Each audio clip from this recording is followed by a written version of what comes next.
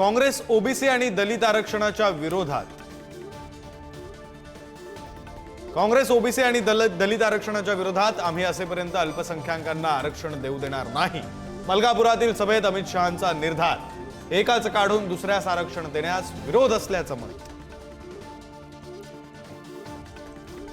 अमित शहांच्या हस्ते भाजपचा जाहीरनामा प्रसिद्ध। लाडक्या बहिणींना 2100 रुपये देण्याचं आश्वासन। शेतकऱ्यांना कर्जमाफीसह विद्यार्थ्यांसाठीही मोठ्या घोषणा।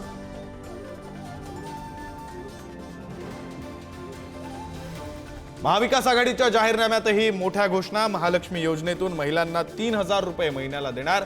मोफत बस प्रवास देण्याचं आश्वासन। शेतकरी कर्जमाफी, बेरोजगारी भत्त्यावरही भर।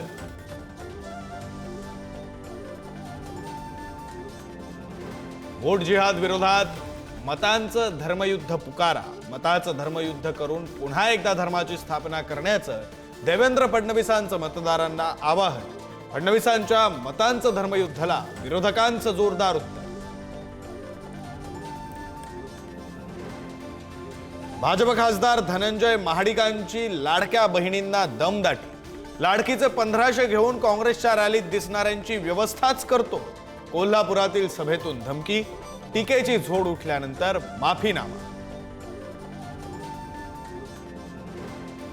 भायखळा विधानसभेत मनसेनं शिंदेंच्या शिवसेनेला पाठिंबा दिल्याची सूत्रांची माहिती। मनसेचे पदाधिकारी लवकरच जाधवांच्या प्रचारात सक्रिय होणार।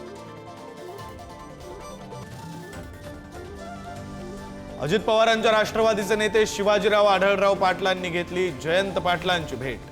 आढळराव पाटील हाती तुतारी घेणार असल्याची चर्चा।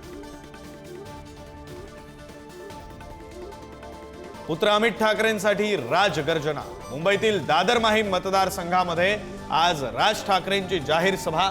एकनाथ शिंदे आणि सदा सरवणकरांसह उद्धव ठाकरेंवर काय बोलणार, राज्याचं लक्ष।